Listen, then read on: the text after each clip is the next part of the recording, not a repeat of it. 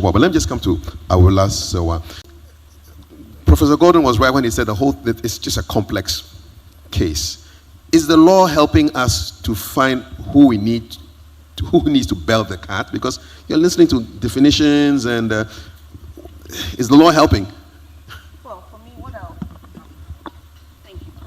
what I would say is that you can have laws, but if you're not prepared to enforce the laws, then the laws are just decoration. Our problem is not the absence of laws. Our problem is the enforcement of laws. Let me give you a little story. In Atronsu, in the Western North region, they have a beautiful stream, which was pristine. You know, the color was just like this, the Atronsu stream. So they said categorically, we do not want community mining. We don't want any form of mining. We are cocoa farmers, we are farmers, and that's what we want to do. Community mining was being forced down their throats. We took the case to court. So the case is currently in court. Then in August, 2 excavators found their way to the landscape. We contacted the regional minister. He was of no help. Eventually, we contacted national security, and the excavators left, and I thought, thank God.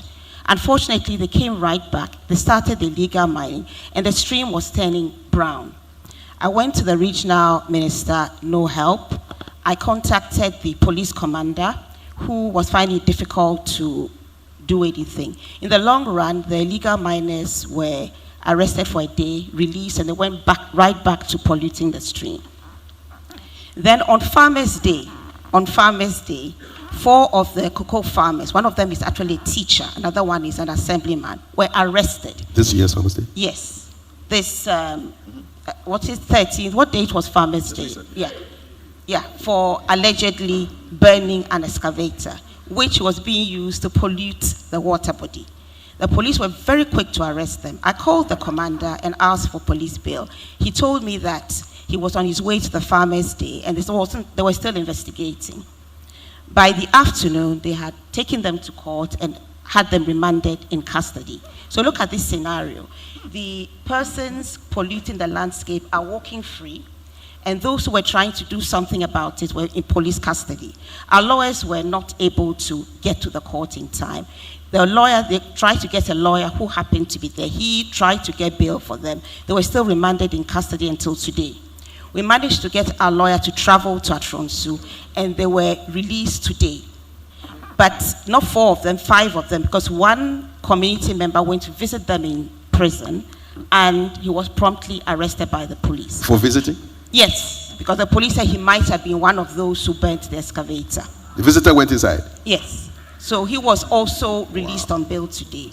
And our lawyer was telling me that he was furious when the prosecutor tried to have them remanded in custody for 2 more weeks, saying that he hadn't completed the investigations and that they were looking for advice from the Attorney General. You've already charged them.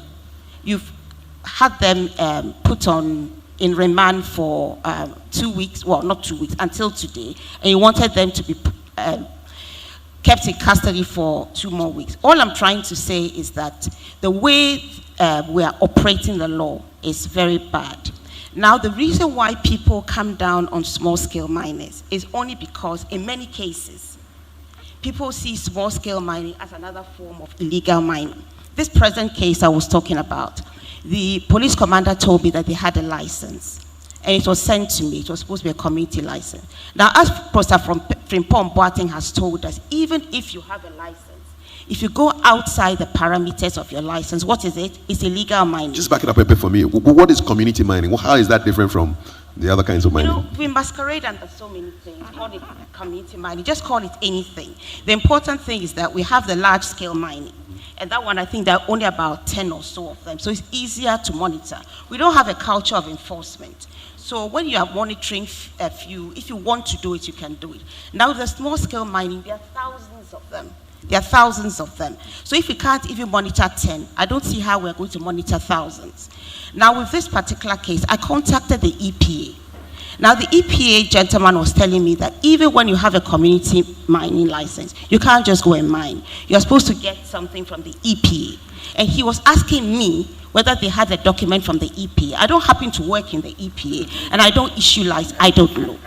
So I said, I don't think so. But being in the EPA might be a little easier for you to find out. Till this date, they haven't been able to do that. And this was on the 13th of September. We happen to be in November.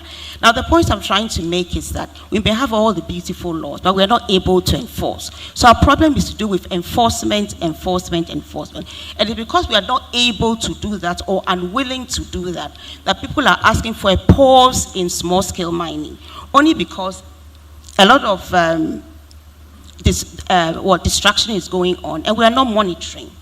The other thing I'll say is Mr. Ama will not be happy with that pause. I'm sorry? Mr. Ama will not be happy with that pause. Well, you see, I'm not trying to make people happy. You said before we started that Ghana was what we're all interested in. We are Ghanaians, or even if we are not Ghanaians, we are living here. And I think all of us are interested in the welfare of Ghana. It doesn't matter which political party you belong to. Ghana is where you are. If the forest reserves are gone, the lungs of the country are gone, we are all going to suffer. If our water is poisoned, we are all suffering. And let me say this, when the water is like this, mercury is colorless. It doesn't mean it doesn't contain mercury. Ghana Water has told us that they don't remove mercury from the water. So the fact that the water looks clear doesn't mean it's free of mercury.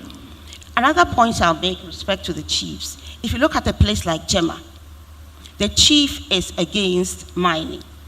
And he has made sure that there's no mining. Which area is this?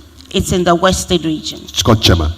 Sorry, yeah, Gemma. Gemma. J-E-M-A. Gemma. And we have a very good man called Father. Today I'm so tired because of all these things going. Father Blay, he's been on city and things like that. In fact, we're even trying to have chiefs against Galamsey. Is he a priest? Sorry. Father Blay? He's a priest. Okay, all right. But he's been very instrumental in getting together with a chief, who is a fantastic chief, and ensuring that there's no mining in the area. And in fact, I was told that if you look at an area where there's illegal mining, something has happened. If the chief, the political authority, and the police decide there will be no illegal mining, believe me, there will be no illegal mining. Those are the bellies of the cat, right? Thank you very much. Thank you very much. But what happens a lot of the time is that there's a break. Either you have the police who are complicit, or you have the chiefs who are complicit, or you have the political authority who are complicit, or all three.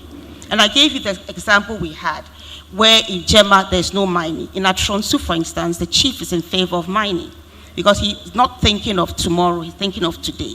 And I would say that if our ancestors had been as greedy and wicked as this generation is, we wouldn't have come to meet anything. Prof. Gordon rightly said it's a mental illness, right?